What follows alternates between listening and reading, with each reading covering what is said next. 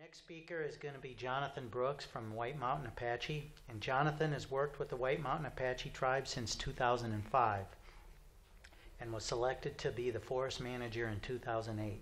He has a BS degree in environmental resources with an emphasis in wildlife management and restoration ecology from Arizona State University and attended Northern Arizona University for graduate school in forestry. While at ASU, he served as president of the Environmental Resource Student Association and was recognized in the Environmental Resource Program with an Excellence in Leadership Award and received the Outstanding Student in Environmental Resources Award. He has served on the Intertribal Timber Council Board of Directors since 2008. He's married with two children, two sons, ages 14 and 3, and enjoys traveling, snowboarding, outdoor recreation of all types, spending time with his family, coaching Little League, and working with local youth groups and schools on the importance of tribal youth to pursue professional levels of forestry and natural resource disciplines. Welcome, Jonathan.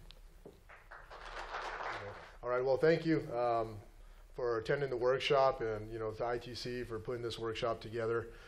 Like we said, carbon is this new paradigm, I guess, in forest management, this new opportunity for tribes to benefit from our forest resources. So I'm glad I was asked to be here to be able to present about our project. Our project is, I'll just get right into it. We've covered a lot today, a lot of basics, a lot of things. It's very complex. There's a lot of details that go into these types of projects. So I will try to cover as much of that as I can in 25 minutes. But when I was rehearsing, the one time that I rehearsed, it was about 2 hours. So, so Brian will definitely be shutting me down here in a few minutes. Okay, so you guys missed the titles. You missed the beautiful picture of our reservation. So for us, this is a perspective of the tribe, and my perspective as the forest manager. Why did White Mountain Apache tribe decide to pursue carbon? Initially, it was basically economic development. We needed that bolster of economy, cash flow into the tribe, especially because our sawmill was closed, it was shut down. We weren't realizing any revenue from our forest resources in the traditional way of logging. So we needed something different to help bolster our tribe's economy. And by doing that, by pursuing this project, we're able to preserve our forest resources, we're able to continue to provide those ecological benefits. We are a very heavily managed forest, and we're going to still be a heavily managed forest. The project area has been somewhat heavily managed, and we're still going to manage it. We just have to make sure that we don't reduce our project below those initial carbon stocks that we sell at. So we've been very good at managing our forest for the protection of future generations. And that's why we're able to do this project. We've managed so well, our forests are in healthy conditions. So we are in a state where this made sense for us, especially because we needed a shot of adrenaline to our economy. So our project developed under the California Cap and Trade program under the compliance market. Like they said, compliance and voluntary, two different things. Ours is under the California compliance. It's 89,000 acres within an exterior boundary of 117,000 acres. I'll show you a visual in a second. Covers 5 forest strata from ponderosa grass, ponderosa gamble oak, up to high elevation spruce fir. The project, development, like James was talking about, project development. Are you going to do it yourselves within the tribe, or are you going to do it contracted outside? Who's going to pay for all those costs? We're doing this project because we need cash, so we didn't have the cash to put it. So the project development was financed by outside investor. They were EKO Asset Management, now known as Encourage Capital, and the project development was done with a consultant, Spatial Informatics Group, Mr. Charles Kirchner, who is here. And like James was saying, there's a lot of benefits to having outside people do it, especially when you don't have that expertise in carbon. It's something new that a lot of us don't really know about, so. Wait a second. Uh-oh. Am I ahead a slide or something? It's not moving at all. Let me, I think it's not in sync with,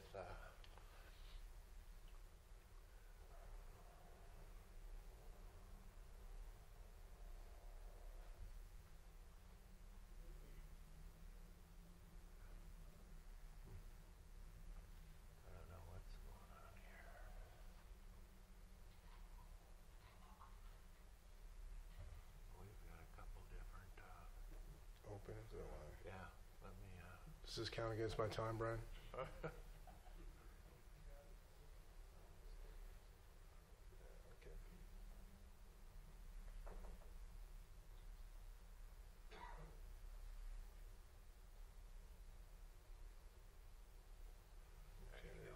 So yeah, just that screen, that's all you're gonna see, and it'll look different up there. Perfect, perfect. Thank you, John. Okay, so there's just a picture of our project area.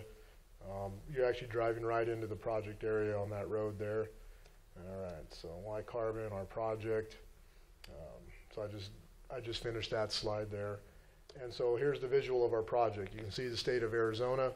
On the left there, the little blue part is the reservation. Zoomed in, the blue, and then the blue and the pink portion of the reservation. That's how much our project area covers the reservation.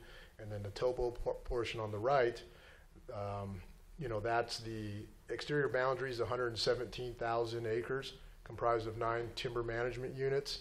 And the pink shading is the actual 89,000 acres of the project area.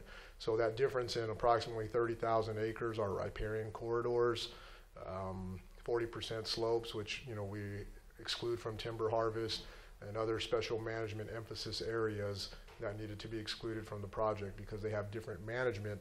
Our project is improved forest management scheme under the California system. So, under that improved forest management, it had to be a managed regulated forest, riparian corridors, those other threatened endangered species, other areas, they were excluded from our project area.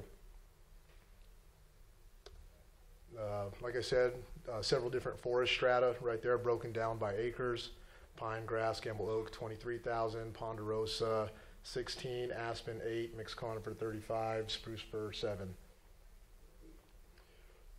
So a lot of the former speakers have talked about, the process. What is the process of this project? And this is kind of where we stand in our project right now. These are some of the major milestones that you have to go through.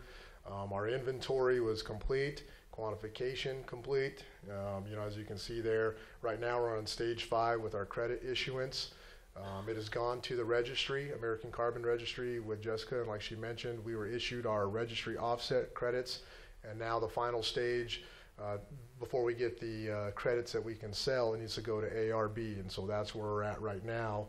And also selling credits, we're having negotiations with buyers to ensure, we got to sell these things once we get them. That's the whole point of it. So we're doing that. And then, of course, your monitoring, reporting, verification, that's something that is ongoing, that occurs throughout the life of the project.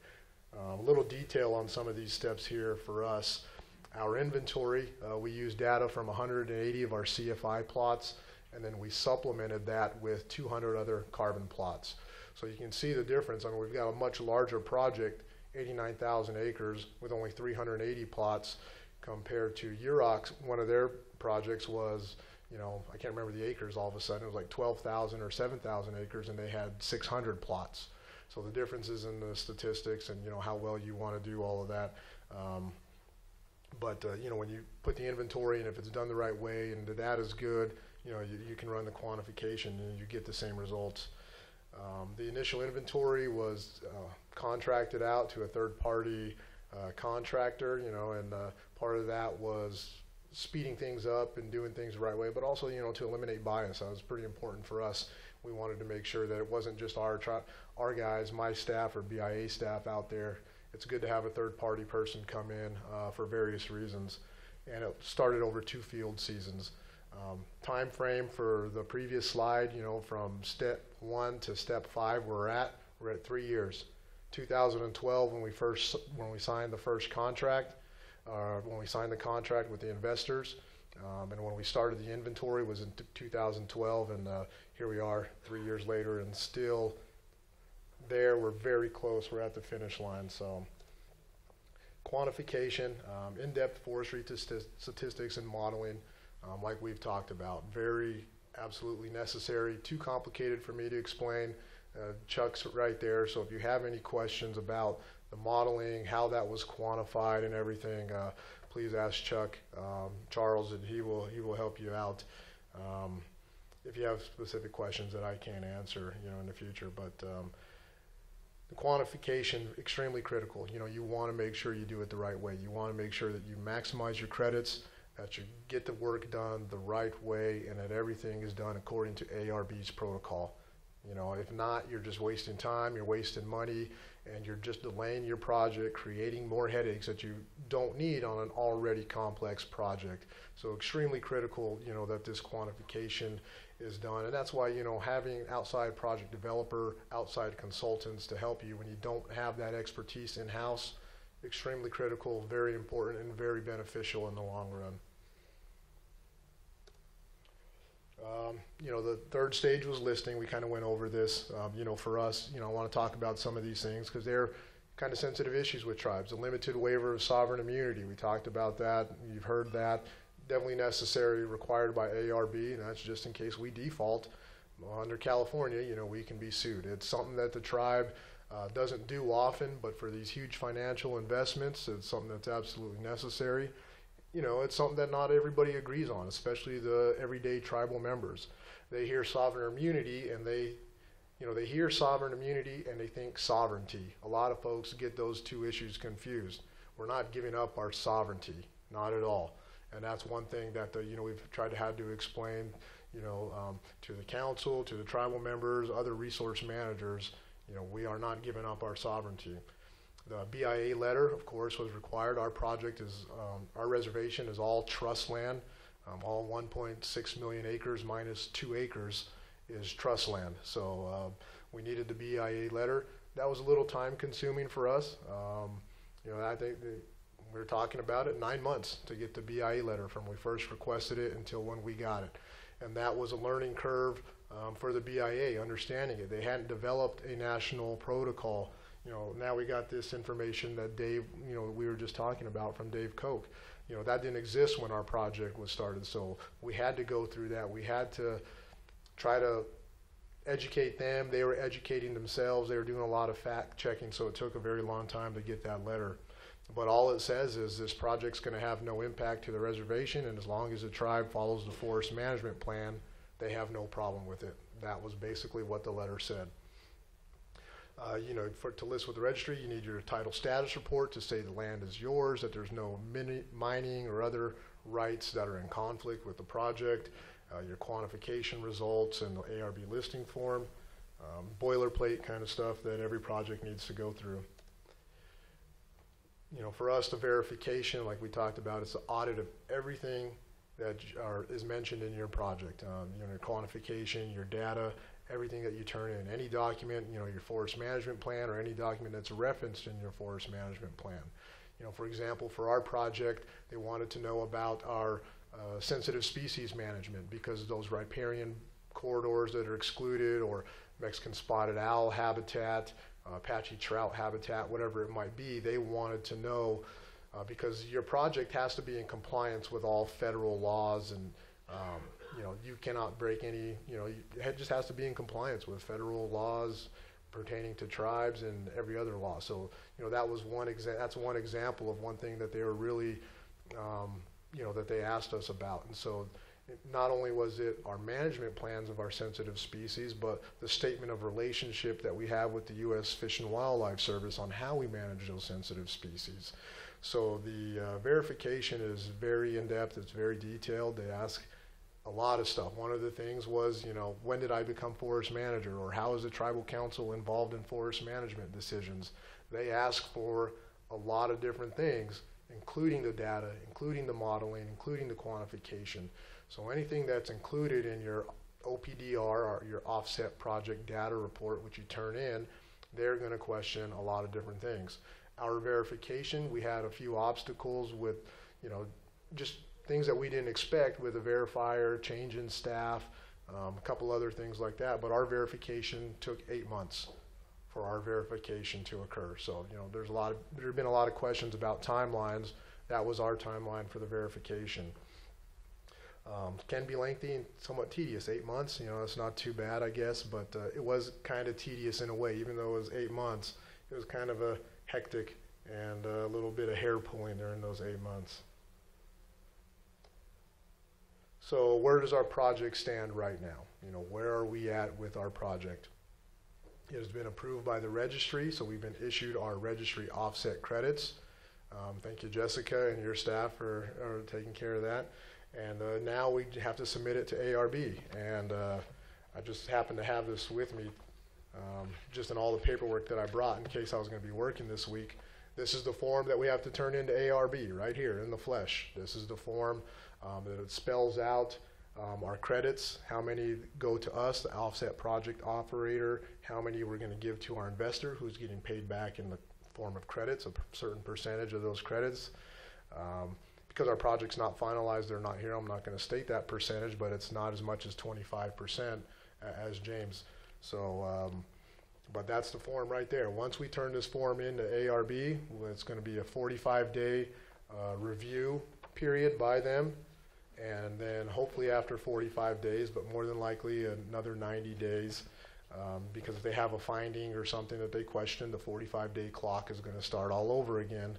And so we're anticipating 90 days once we turn this in to where we'll be issued our RBOX, the Air Resource Board offset credits, and those are what we can sell. And so, you know, as we're doing this, we're getting ready to turn this form in, we're negotiating with the buyers. Very important to negotiate with them. You want to have, we're actually a little bit behind on our negotiations, but they're chomping at the bit.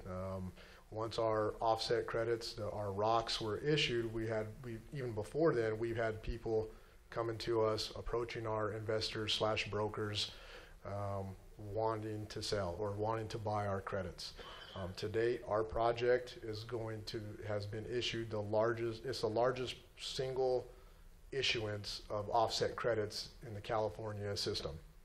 We're talking over 3 million offset credits for our project alone. So the buyers are interested, they do want to buy, and they're there.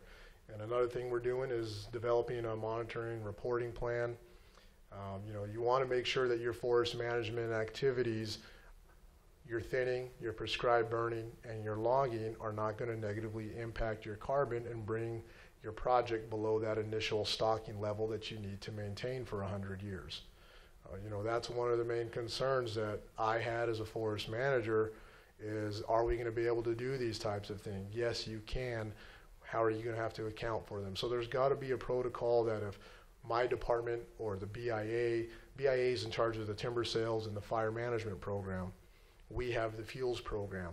So my department in fuels, BIA in timber sales or fire, if they want to do a prescribed burn or a timber sale, we're going to need to know where, what the estimated volume is going to be, some of the cruise data, whatever it is that they have, their prescriptions. You know, we're asking for those, part of the protocols. We need those up front before they start the project so that we can turn it into our consultant, Mr. Kirchner, and he can model everything out, make sure that we're not reducing our tree densities below the stocking levels that we need to maintain. And then we can go ahead and say, okay, you can do your project. And then after the project, then you're going to have to collect that data as well and then turn that into you know, ARB through your offset project data report, those yearly reports that you have to do. You do not want to cause a reversal. You just do not want to dip below that initial level. And so you definitely have to make sure that you're managing your forest and that you're not having negative implications on your management. You know, so what are some of those implications on forest management is it's just going to require more stringent accounting of everything that you do. And I talked about it, the prescribed burning, the thinning, the logging. You're going to have to account more diligently than you already are doing. And luckily, you know, most of us here in this room, our tribes, our forests, we're actively managing them. We're doing a good job at actively managing them. And, you know, so it kind of makes this a little bit easier, I guess.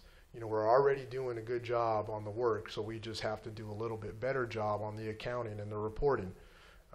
So, you know, for those that are kind of worried, that's kind of what I feel is, you know, we're doing a lot of the work already. It just requires a little bit more accuracy and a little bit more diligence in what you do. You want to, you know, this project is going to require more collaboration and cooperation between the tribe and our trust agents than has ever been before. And we've kind of had, you know, at the local agency, we've kind of had some negative pushback from them on our project. How do we get around that? You know, they don't, I'm not sure what it is. I can't speak for them. They're not here, but, you know, an early quote, and I'll be very, very candid about this, an early quote from one of our BIA foresters was, well, the tribe is just shoving this project down your own throat. You know, I mean, that was that opinion of that individual about our project. I don't know where that came from, and it was probably just from a lack of understanding. I think they've changed their tune a little bit, and it is. It's just education. It's just knowing what we're doing, why we're doing it, and what the process is going to be in these next 100 years.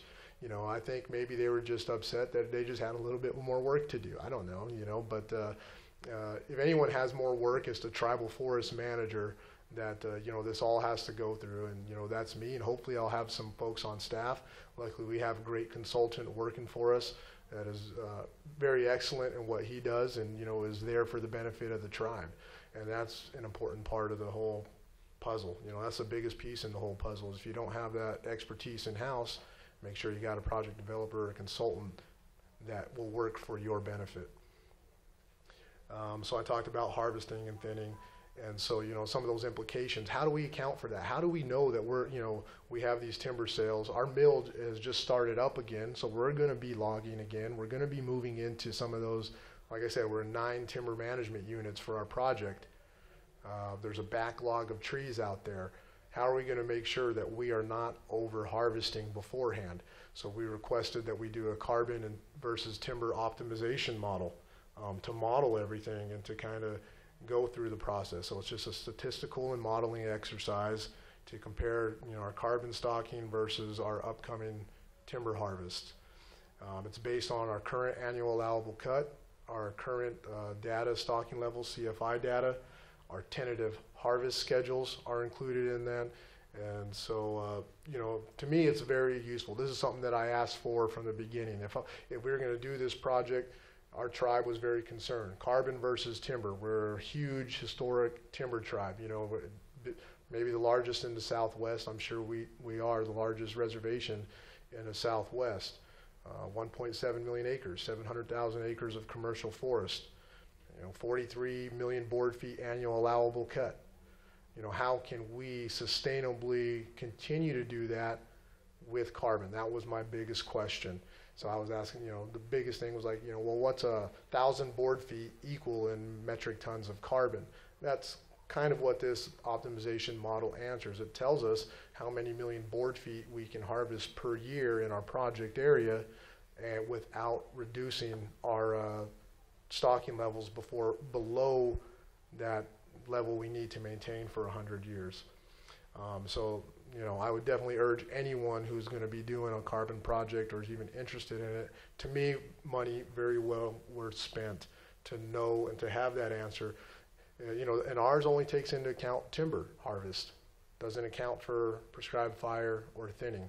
So that's something that we have to be, now I have to be cognizant of, as well as the BIA, so that, you know, if say the model says we can take 10 million board feet out without negatively impacting our carbon project. Well, what if we're doing logging and prescribed burning? What are the volumes that are going to come out from there? So it's got to be a very delicate balance for the project. So this is just one of the graphs from, no, that's one of the graphs from the from our optimization model. That's just one of the scenarios that was modeled, and this scenario looks at different silvicultural approaches that are outlined in the forest management plan. So you can see that yellow dot is our initial stocking level, and we need to maintain that for 100 years. But under this scenario, you can see, you know, within the first 10 years, if we're logging at the level that we put into this scenario, you can see that it dips below that initial stocking level. So that would require an adjustment in our management, a delay in entry into that harvest unit, you know, just to allow growth. You know, it's going to take some type of mitigating factor to ensure that we wouldn't go to that situation. But, you know, that's kind of what we want it to look like over 100 years. We want to make sure that we're able to grow our forest, cut it back, let it grow, and then cut it back again, so that we have a forest, a healthy, uneven age forest that meets all of our goals and objectives. Forestry goals, our silvicultural goals, our economic goals, our cultural resource, wildlife habitat, our threatened and endangered species. And that's what our forest is all about: uneven age, sustainable forestry that takes into account all of those different goals and objectives that the tribe has. And so just a couple of pictures, there's the first one, natural windfall. You see that tree. We got to account for that somehow. And that's natural. How do you account for that? That's basically every reporting period. Every year, you can't, if that tree falls away from the road or way in the interior, no one's going to see that. So this tree is going to be reflected in the 10-year CFI, or 10-year CFI, the 12-year verification period. So, that works very good for tribes. You got 10-year CFI data collections, most tribes do anyway. And then, the verification, the inventory has to be no more than 12 years old. So that works very well. So that would be captured every 12 years. Unless it, one thing that we want to do, that I want to do, is collect data, quite a bit of data, a subsample of those plots for the first 1 to 5 years, so that we can strengthen the model, validate it, make sure that everything is okay. I got to speed up here. So that's, natural. This one's this isn't logging. This is just a project we're working with one of our other tribes, where they needed some trees. They came to the tribe. They requested some trees for their sacred kivas. This is for the Hopi tribe. So this is something that, it was 35 trees. Is 35 or 25? Is 25 trees going to negatively impact 89,000 acres worth of carbon? No. So I didn't report that beforehand, but I have to measure these trees, collect them, and turn them in so that we can report those in our project. Now just imagine that as a timber sale. How many more logging trucks, bigger logging trucks, are you going to have? That needs to be modeled beforehand. That needs to be turned in so that you're not reducing it. So, I chose these trees within our project area, much to the angst of our consultant and a couple of other people, but it was just for an exercise of mathematics. What's the process going to be for me when I have to deal with 30 million board feet taken out over 3 years? What's that process going to be? So, I selected 25 trees within the project area so that I know the process that I'm going to have to follow, that the tribe's going to have to follow for 100 years. Okay, I'm going to wrap this up quick. My perspective on this whole thing, and this goes very well to what Mr. Iwaka from Menominee had mentioned earlier, different philosophies. Carbon is relative to each of your own situations. Ours was purely, at first, economic gain. We needed that. What are your tribe's goals and objectives? How does this project line up with your forestry management? We all have the same goals and objectives for the most part, but we go about them different ways. There are little nuances that are different between each of our tribes, and so it's all relative. For us, like I said, we needed an economic stimulus. We needed something to come into the tribe. If your tribe doesn't need that, maybe you don't need carbon, or maybe you can use carbon as just a small amount of cash, where we needed something pretty big. We needed a pretty big economic boost to our tribe. And so it's just very relative to all your own situations. What are your goals and objectives for your forest? What are your goals and objectives for your people? I want to talk about the 100-year commitment. Is it really that bad? 100 years? How long have our forests been here before us? How many generations of our ancestors have had our forests and have managed our forests and have lived in the forests before we came along? Our forest has been actively managed under, after European settlement since 1950s. We've been actively prescribed burning, thinning, logging since the 1950s. If we had done this carbon project then, we would be 65 years into our project, and our forest is probably even in a healthier state now than it was then. Well, portions of the forest, I should say. We still haven't got to all the ones where Smokey Bear wouldn't let us get in. So, create dense stands. So, we're still, but, the point is, we would be 65 years into our project, and our forest is still in a healthy condition. It's still there. So that 100-year commitment, how bad is it really? And knock on wood, I sure hope that maybe California just goes away in 35 years so we make the money and we're clear and free of all obligations. That would be great. But I don't know yet. But if not, We've been stewards of our land for much longer than 100 years. Like I said, find the technical expertise that you need. It's absolutely necessary if you don't have that expertise in-house. You know, and for us, like I said, that was consultants, investors, brokers, project developers, you know, the inventory team. That was all done outside. One thing that I wanted to talk about, you know, with our investors, who are our brokers as well, our partners in this project who did all the upfront funding, they're going to be paid back in credits. But in our situation, we control, you know, they're going to get their credits, we're going to get ours. We control the person, you know, we control how we sell our credits. So it's a little different than Yurok's situation where the credits are being sold by the project developer. We have the choice to sell them on our own, or we have the choice to let our investor broker those for us. And that's kind of what we're doing in the beginning, is we have a selling team identified within the tribe. They were actually on a conference call with a couple potential buyers today. We had a call with 2 buyers today who were interested in buying our credits. And so we have the option to let the brokers sell for us, or we can do it on our own. You know, there's a small broker fee built into the contract and everything, but that was an option that was included in our negotiation. And that was because the broker, you know, they knew that the tribe maybe didn't have that technical expertise in the market, but they left that option open for us. And it's about finding partners, investors, consultants, project developers who are willing to work for the tribe. And I think that for us, in our situation, we definitely have people working for the tribe who care about the tribe's interests. Yes, they have their own investment. Yes, they have money into the project, and they have their own, you know, they need to make their money back, and they got to get paid for their services, but they have the tribe's best interests. And that's part of, you know, our partners, our investors, came to us in 2009 proposing this project, and it was 3 years of discussions and negotiations, checking, learning about the system before we decided to enter into agreement with them. So 3 years of that, and then all 3 years of the project. So be thoroughly cautious, you know, cautiously optimistic, optimistically diligent, and diligently thorough. I was going to go through and explain all that, but you know, you guys can put that together. You know, you definitely want to be cautious up front in all the things you need to consider. Make sure you find the right people. Make sure you have the money. Make sure you have, if you don't have the money or the people, how are you going to get it? You know, so be cautious and understand what you're doing before you jump in head first. You know, cautiously optimistic. Maintain a positive attitude the whole time, you know, but don't get overconfident. Time frames are going to be stretched out. You're going to have barriers and obstacles that are going to be there, but maintain that optimism.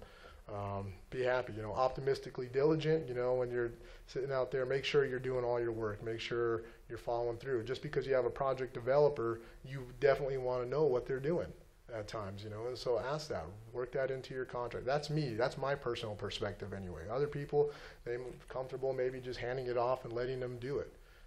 But I think from a forestry standpoint and knowing what was going on, I needed to know. Diligently thorough, that's an easy one to explain. So thank you to our investors, our partners. You know, they're not here. I will just say Uti for the first name, Utkarsh Agarwal, I think I pronounced that right.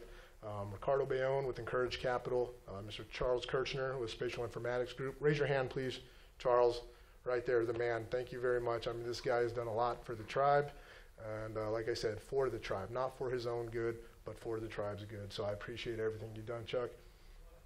Jess Corrego, she's here, American Carbon Registry. She actually, am I allowed to say this, Jessica? Okay, she actually started out in doing what Charles was doing for the tribe, helping us as a consultant before she moved on to ACR. So she had familiarity with our project, and she did a lot of the initial work with our project, so thank you. And Randy Fuller, previously from the BIA at Fort Apache Agency, who had just kind of helped out a lot on this project. So thank you, ITC. Thank you, everyone, for attending the workshop.